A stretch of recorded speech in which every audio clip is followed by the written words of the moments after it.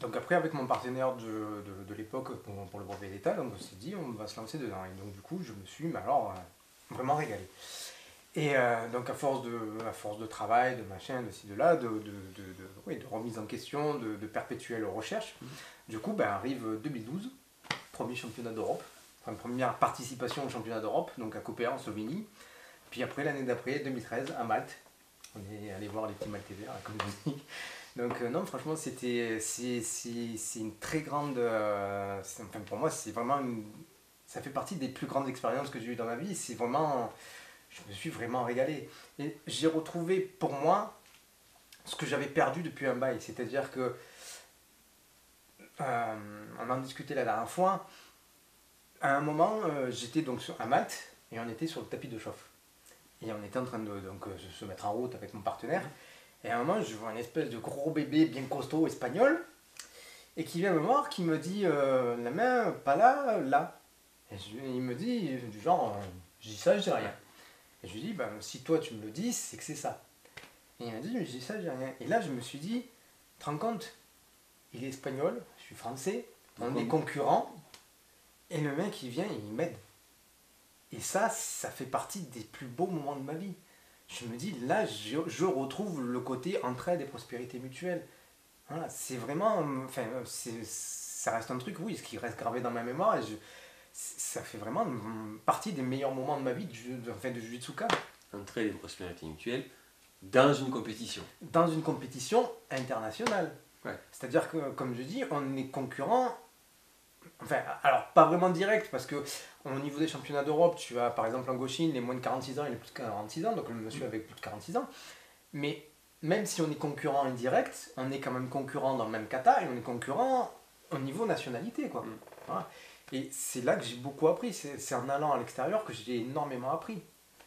Donc, si par exemple il y a quelqu'un qui veut se lancer dans la compétition kata, déjà, ben, premier conseil que je lui donnerais, c'est de faire ça pour soi. Parce que bah, moi je vois, j'ai fait 2 championnats d'Europe, la plupart du temps dans mon entourage, ouais, c'est super. Donc c'est vraiment pour toi. On va dire qu'il y a une gloire personnelle, mais pas plus. C'est ça, voilà, donc c'est un plaisir, voilà, tu le fais pour toi. Après, bon, déjà, si tu n'aimes pas chercher la petite bête, évite. Voilà.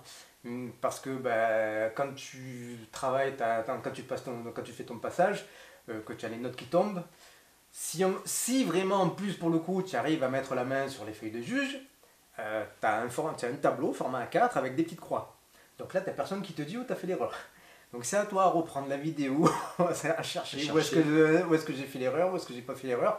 Donc il y a vraiment ce travail, je dirais, de fourmi, de minutie à faire, ce travail de remise en question, de vraiment chercher à améliorer son kata, quoi. Donc c'est pour ça, c'est vraiment quelque chose, tu le fais pour toi, il y a ce plaisir-là, et puis c'est se mettre un peu un objectif, c'est comme quand tu vas chercher un grade, c'est tu te mets ton objectif personnel. Voilà. Tu me disais donc chercher la petite bête et donc les fameuses croix. Alors justement, qu'est-ce que dans un combat de judo, c'est relativement simple, celui qui a gagné, c'est celui qui va sur le dos avec force et énergie, et largement sur les épaules. Sur les épaules. Bon. C'est relativement net, ou celui qui tape parce qu'il ne peut plus respirer. Enfin, bon. C'est assez clair en fait pour savoir qui a gagné en général. En général. En kata, finalement, qu'est-ce qu'on regarde dans une compétition de kata? Sur quoi est-ce qu'on va départager les concurrents? Beaucoup de choses. C'est-à-dire que quand on arrive à ce niveau-là, comme on nous l'a dit, vous connaissez tous le même kata, vous connaissez tous le kata. Donc là où vous allez vous faire avoir, c'est sur des petits détails. Par exemple, j'ai le nœud de ceinture mal fait, c'est -1 à chaque technique.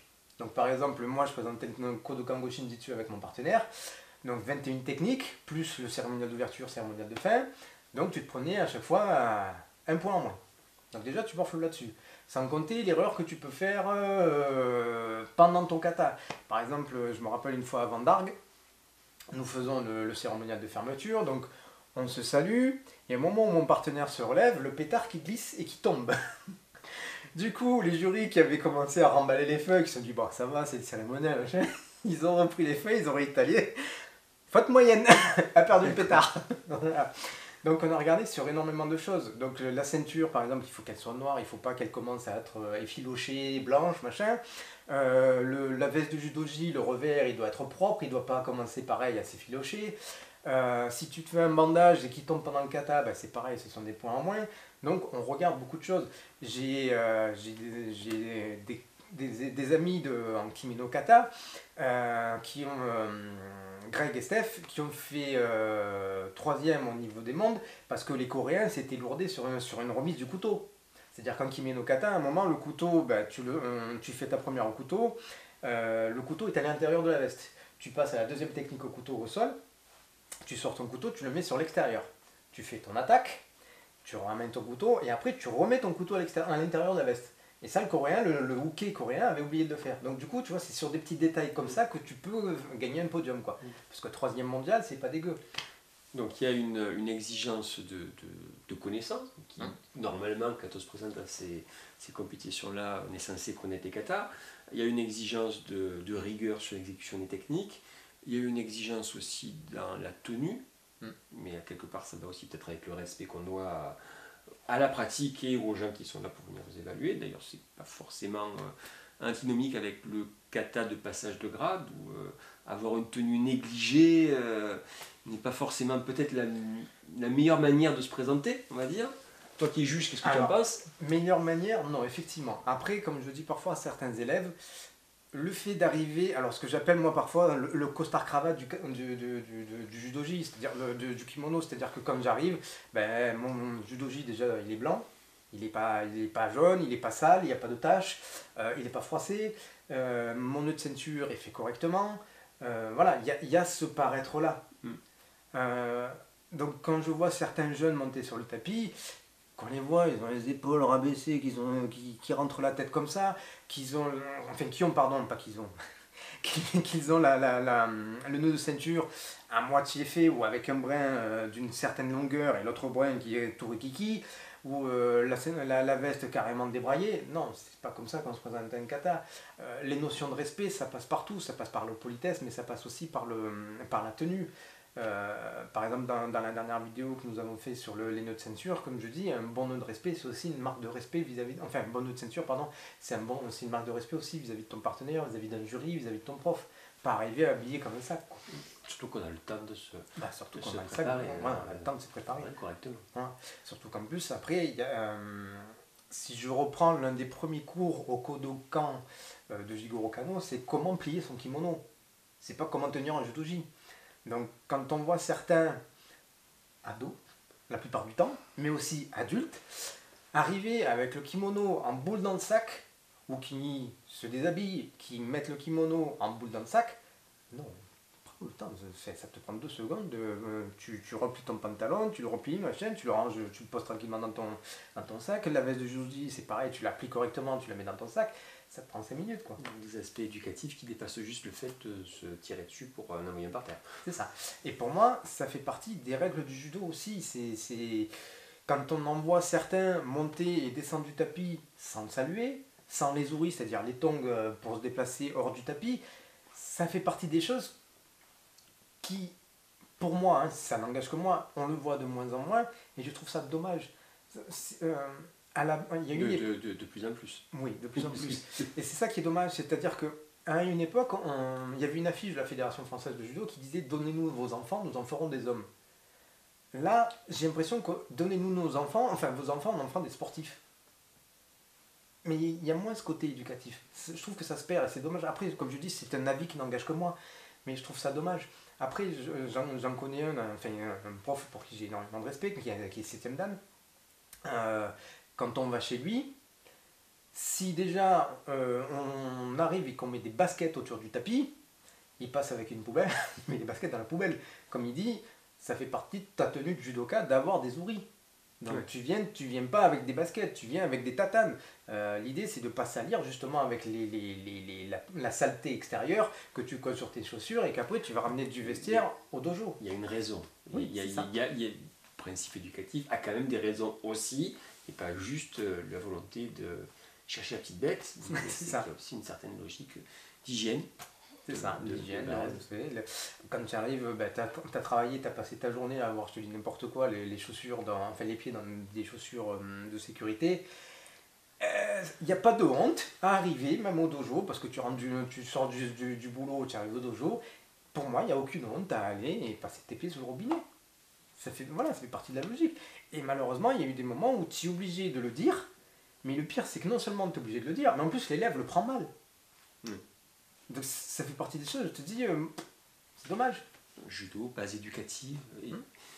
éducation physique, éducation aussi, tout court. C'est ça, c'est ça. Et donc le kata, ça passe aussi là-dedans. Par exemple, comme je te dis, quand tu vas passer un kata, que ce soit en compétition kata, alors là, je te dis, si vraiment ton kimono, il y a quelque chose qui ne va pas, je te dis, tu te prends un point en moins par technique, ça fait mal, quoi. Ah, le Ouais. but du jeu, c'est de gagner des points, pas d'en perdre. C'est sûr. Surtout pour quelque chose qui relève de la tenue. C'est ça, c'est ça. Là, par exemple, j'ai un hooké potentiel, je suis en train de le former. Comme j'ai dit, voilà, les épaules bien ouvertes mais basses, les pieds sont parallèles. Quand tu avances, tu restes droit, tu tasses pas ta tête. Donc ça passe vraiment par tout ça. C'est une posture globale. C'est ça, c'est ça. Alors, compétition kata, donc on a bien compris que c'est passionné, et puis on commence peut-être un petit peu plus à voir à quoi ça correspond. C'est vrai que souvent le kata est associé à ce qu'il faut faire pour avoir sa ceinture noire, et puis pour avoir son deuxième dan. Et alors que c'est une étude qui pourrait même s'envisager peut-être avant, même la ceinture marron. Mais justement, dans ce contexte-là, un jeune qui s'intéresserait aux compétitions kata, qu'est-ce que tu lui conseillerais? Alors déjà, ce qui est bien, c'est que de notre époque à nous, ça n'existait pas. Maintenant, ça existe. Et quelqu'un comme moi, voire même il y a des élèves justement de plan de cul que j'ai en tête et qui me disent, c'est un type de compétition qui lui plairait. Parce que là, comme je dis, même s'il y a confrontation entre guillemets avec d'autres couples, d'autres partenaires, c'est une confrontation directe. Là, c'est vraiment se dépasser avec son hockey. Ça t'aide à te dépasser, mais il n'y a pas ce côté confrontation avec l'autre. C'est-à-dire, il n'y a pas ce côté je suis bidon, je vais perdre quoi que ce soit. Non, l'idée c'est de faire le mieux possible, de te donner à 100%. Mais comme c'est un accord entre ton partenaire et toi, donc ça ne peut que te faire progresser. Tu vois, il y a vraiment ce côté, j'ai envie d'avancer, mais on a envie d'avancer ensemble. Il n'y a pas ce côté, de toute façon, je ne vaux rien, lui, à chaque fois que je combats contre lui, il me met par terre. Non, il y a cette recherche d'évolution. Et en plus, justement, le fait d'arriver à grandir, d'arriver à savoir faire des choses, il y a eu des moments où moi j'ai eu des déclics en expliquant, j'ai dit, tiens, cette technique-là, je la faisais, mais sans plus. Maintenant que je l'ai expliqué, je la comprends mieux. Un des obstacles lorsque soit qu'on continue le judo mais qu'on prend de l'âge, ou qu'on reprend le judo mais qu'on a pris de l'âge, on a perdu un petit peu de souplesse, de tonicité musculaire, de capacité à encaisser les chutes à haute vitesse avec un partenaire qui vous tombe dessus. Enfin bref, on devient quelque part un petit peu plus sensible à la blessure. Au niveau des katas, des compétitions de kata, est-ce que tu as souvent vu des blessures et quel est ton avis par rapport à des pratiquants qui ne seraient peut-être plus en âge de pratiquer la compétition de combat, pour toutes ces qu'on vient de dire, ou qui ne seraient peut-être pas tout simplement, n'auraient peut-être pas la constitution physique qui leur permettrait d'aborder le rando rishiai, qui peut être un peu brutal parfois. Après, ce qui est bien avec le kata, déjà en 7-8 ans, 9 ans, je dirais, de compétition de kata, j'ai vu que seul blessé. Il s'était fait le genou, elle s'était fait le genou, mais c'est sur un reprise d'appui ou un truc comme ça. Donc après, tu sais qu'il y a la fatigue qui rentre en ligne de compte, il y a plein de choses qui rentrent en ligne de compte. Mais bon, niveau blessé, j'en ai pas vu énorme, déjà. Après, ce qui est bien, c'est que c'est accessible à tout le monde. Tu as plusieurs katas, par exemple, quelle que soit ta morphologie, je prends ne serait-ce que par exemple le kata Mino Kata, si je ne me trompe pas, c'était à Lille. Il y avait un monsieur, donc alors pas vraiment homme-tronc, mais qui avait un certain handicap et qui s'était lancé dedans. Et c'est vrai que le mec, il faisait ça, mais tu vois qu'il a travaillé son kata. Et ce qui est bien là-dedans, c'est que tu peux te donner à fond, tu peux te surpasser. Par exemple, moi j'ai souvent dit, pour moi, c'est la compétition kata, c'est encore plus, enfin, c'est presque autant physiquement, ça t'en demande presque, pour moi, hein, presque autant qu'un randori, quoi. Alors il y en a qui me regardent, ouais, plus qu'un randori. Oui, tu fais une compétition à un certain niveau, le but du jeu c'est d'y aller, quoi. Là, comme par exemple, moi je prends le Goshin, sur la première, le Ryote de Ori, c'est pas je viens et je frappe, hein, c'est je viens, je fixe et je frappe. Ton intention n'est pas la même, il faut montrer à ton jury que tu es là pour gagner, que tu en veux. Au final, si on prend la no kata, c'est 15 techniques des deux côtés, 30 chutes, dont certaines qui sont un petit peu Costaud, costauds, par exemple. voilà, pour ne pas la citer. Sur une durée qui est de à peu près environ 6-7 minutes selon le rythme. Donc ça fait quand même un effort continu pendant 6-7 minutes où on tombe plus souvent que pendant beaucoup de randonnées qui dureraient sur le même temps. Donc effectivement, le côté physique, il est quand même important. Il est important, mais même, tu prends ne serait-ce que, comme on dit, le Juno Kata, qui est le kata de la souplesse, qui à la base était le kata qui avait été créé pour que les femmes accèdent au premier dan. Donc à la base, c'est quand même un kata de premier dan. D'accord. Au Japon, hein. Au départ, il a été créé pour les femmes alors. À la base, il a été créé pour les femmes, justement, pour qu'elles accèdent au premier dan. Alors, je voudrais pas dire de bêtises, je crois que c'est la fille de Jigoro Kano qui l'a créé, mais j'en suis pas sûr. Tu prends le Juno Kata, il y a quand même des portées. Entre le placement du corps, le déséquilibre et le porté, il faut quand même bien se placer. Il y a quand même, enfin, normalement, le Juno Kata, il y a certaines techniques où ton partenaire, quand il fait la banane, il doit monter. Hein. Donc il faut être quand même capable de le tenir. Mais ce qui est bien avec ce kata-là, c'est qu'il n'est pas traumatisant. C'est le Juno Kata, kata de la souplesse. Tu vois vraiment, par exemple, la première technique, quand tu vas venir ouvrir comme ça, tu as toujours plus une tendance de oh, je m'étire qu'autre chose. Donc c'est ça qui est intéressant avec ce kata-là aussi, c'est que tu peux trouver, quelle que soit ta morphologie, quelle que soit ton envie, tu peux trouver un kata qui va te permettre d'avancer sans forcément te tuer à la tâche. Enfin, quand je dis te tuer à la tâche, c'est te blesser. Ouais. Voilà. Parce qu'après, ça permet une pratique régulière et constante. C'est ça. Qu'une reprise d'entraînement de quelqu'un qui serait un peu plus âgé, qui serait soumis à des blessures toutes les 3 semaines parce que plus l'habitude d'eux, du coup pour la progression c'est pas évident. Dans le travail du kata, on peut avoir une progression, un travail constant. Tu restes progression et en plus c'est rythmé. Je prends par exemple ne serait-ce que le kata no kata, quand tu fais la première série, la série des Osai Komiwaza, c'est pas je viens, j'amène, il fait une telle réaction, je viens, j'amène. Non, c'est 1, il a sa réaction. 1 et 2. Tu vois, tu essayes quand même de rythmer. Normalement, ton 2, tu as une accélération entre ton 2 et ton 3. Tu fais partie des randori no kata donc. Qui fait partie des randonnées no kata. Donc c'est un kata, ça a beau être du sol, ton uke, s'il joue son jeu, son but du jeu à lui, c'est de sortir de l'immobilisation. Ton but du jeu à toi, c'est de le maintenir. Donc si on y va juste, allez, vas-y, enfin, selon avec qui tu tombes, il va t'embarquer, quoi. Voilà. Donc il y a quand même ce côté physique. On est toujours dans cette vérité. Ah oui. D'ailleurs, là où par exemple, tu en as quand ils passent leur katame no kata pour le 3e dan, là où ils échouent, c'est que comme tu leur dis, il n'y a pas de sincérité dans vos attaques, quoi. C'est-à-dire que ton uke, il vient, hop, il répond. Hop, il répond. Voilà, mais il n'y a pas cette volonté. Là, on rentre dans l'aspect du uke est un pantin. C'est-à-dire qu'à part se poser et faire ce qu'on lui demande, non. Non, là, le uke, le but du jeu, c'est vraiment de renverser. Donc, dans l'absolu, si Tori fait mal son travail, uke sur l'immobilisation. C'est ça. Après, Tori est responsable de son uke. C'est-à-dire que si Tori arrive à un passage de grade avec un uke, le uke fait n'importe quoi, c'est pas aussi de la faute du Tori à la base. D'accord? Donc il y a ça, il y a cette responsabilité-là. C'est-à-dire que toi, ton but du jeu, c'est vraiment que ton uke, tu dis, voilà, moi, je dois mettre en avant une certaine praxis, mais à toi de faire en sorte d'embellir cette praxis. Voilà, donc c'est-à-dire que si je le fais pas, si toi par exemple en Goshin Jitsu, si tu frappes ici, pourquoi j'irais réagir? D'accord. Donc il y a vraiment ce côté partenaire, mais on parlait de chorégraphie, une chorégraphie sincère. Ah oui. Et justement, même s'il y a, en fait, il faut cette sincérité-là, mais tu prends par exemple le Goshin Jitsu, ce qui est bien dans les coupes kata, c'est que tu peux transformer ton kata en uchikomi. Donc uchikomi, répétition de technique. Donc tu vas répéter ta technique. Donc tu vas travailler la justesse, mais même si tu sais que tu vas prendre le pain, tu n'es pas là pour te blesser. Tu es là vraiment pour progresser. Et c'est ça qui est intéressant. Moi, c'est ce qui me plaît aussi.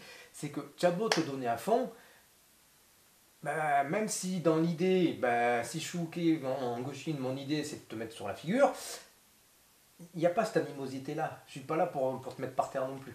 D'accord. Tu vois. Donc je suis pas là pour te faire mal, tu n'es pas là pour me faire mal. C'est comme le Nage no Kata. Nage no Kata, ce que moi j'essaye d'enseigner à mes élèves, c'est surtout par exemple quand ils projettent d'arrondir la chute. Par exemple, je prends ne serait-ce que Ippon sur le Nage, je viens, je charge, mais au lieu de le laisser tomber de la hauteur de mes jambes, je viens et j'arrondis la chute. Et à partir du moment où tu arrondis la chute, bah oui, tu as X projection, mais Uki Otoshi 2 fois, Ponsenage 2 fois, Kataguruma 2 fois. C'est ça. On peut finir un petit peu sonné si ça tombe de haut. On peut finir un petit peu sonné, surtout le Kataguruma, première série, troisième technique, tu arrives, boum. Et en plus, comme tu dis, voilà, c'est ça aussi qui est intéressant dans les katas, c'est que par exemple, si on reprend mon Nage no Kata, qui est l'un des katas les plus travaillés, tu as première série des Tewaza, deuxième série des Koshiwaza, donc Tewaza technique de bras, enfin de bras, de main, Koshiwaza technique de hanche, Hashiwaza technique de jambe, Maisutemi Waza donc technique de projection de sacrifice de face, Yokosutemi Waza technique de sacrifice de côté. Donc tu montres à ton élève que tu as déjà plusieurs manières de projeter, mais en plus ton élève s'il est droitier, bah, il va travailler, et en plus tu vas même le forcer à aller à gauche. Mais en plus ce qui est bien avec ça, c'est que ton élève peut se découvrir. C'est-à-dire que bah, il a beau être droitier, tant il y a des techniques qu'il va préférer faire à gauche qu'à droite. Et l'autre, il a beau être gaucher, bah, il y a des techniques qu'il va préférer faire à droite qu'à gauche. Et en situation de combat, on fait toujours l'aller-retour entre les deux. Il y a peut-être des moments où la posture à droite sera impossible à trouver et que les solutions seront par un changement de garde. Bah, surtout qu'en plus, je prends par exemple Ukiwaza, on est dans un rando Rishiai, on est ici, donc en garde emboîtée. Rien n'empêche de venir faire, je dis n'importe quoi, un petit coup de patte intérieur pour te faire un peu reculer la jambe, venir ouvrir et projeter mon partenaire. C'est un soutemi. Mon partenaire étant cassé, donc il y a un déséquilibre avant, je me sers de ce déséquilibre avant pour amener avec mon corps et créer cette chute. Donc ça fait partie de quelque chose que tu peux rentrer, que tu peux imbriquer dans ton rando Rishiai. Surtout qu'en plus, bah, tu saisis pas la jambe, donc tu n'es pas hors la loi, et tu peux y aller. Il y a ce travail de déséquilibre. Donc on en revient toujours au principe que les différents enseignements du judo n'ont pas vocation à s'opposer, ils sont les mêmes parties d'une même étude. Après, pour moi, il y a aussi je dirais l'aspect de transmettre.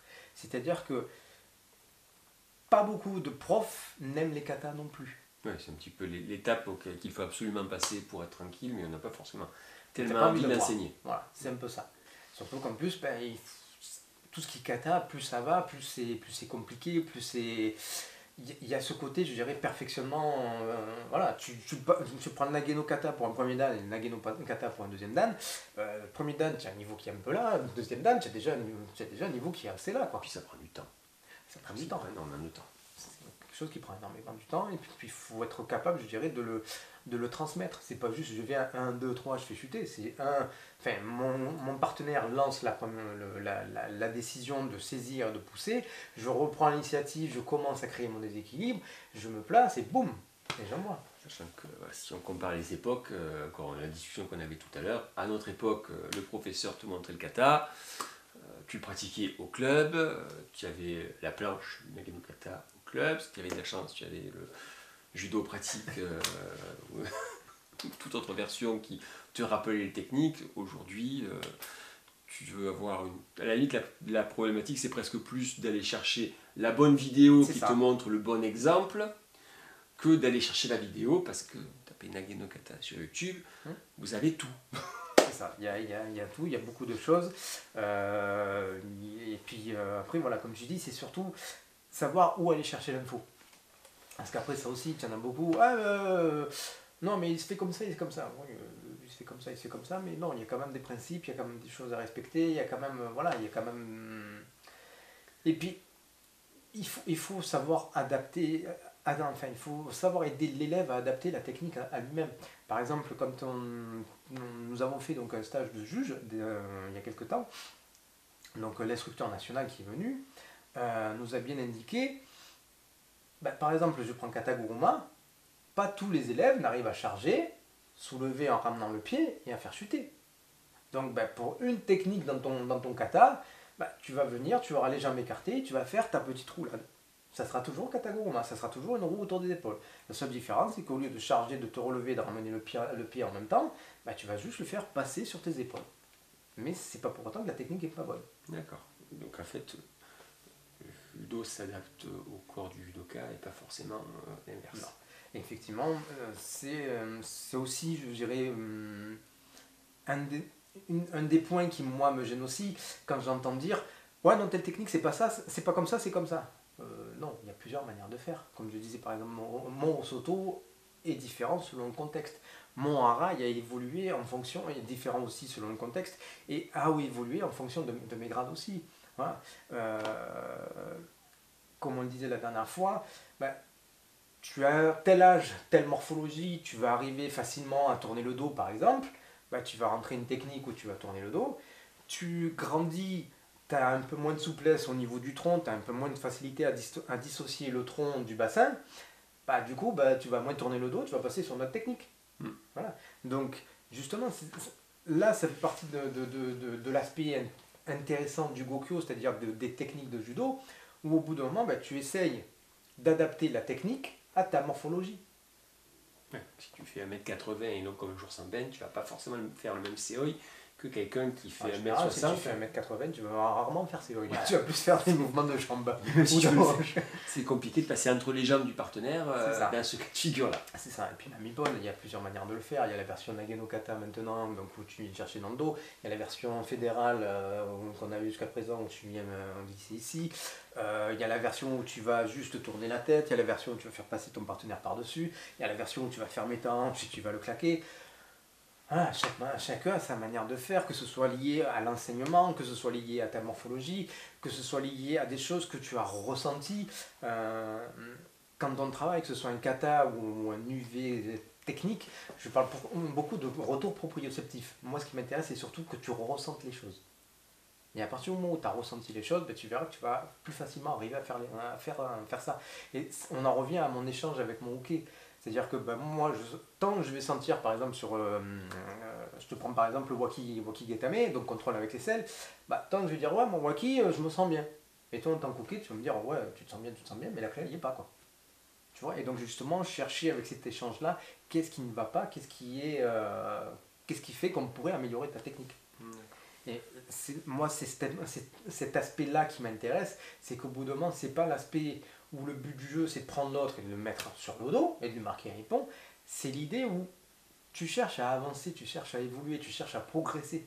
Techniquement, tu cherches à progresser, tu cherches à te grandir. Et c'est ça qui m'intéresse. On revient sur les aspects éducatifs. Donc. C'est ça. Tu cherches à te grandir, tu cherches à améliorer ton judo ou ton jujitsu et à être capable de l'adapter à tel partenaire, tel partenaire, tel partenaire. Le partage donc. Le partage.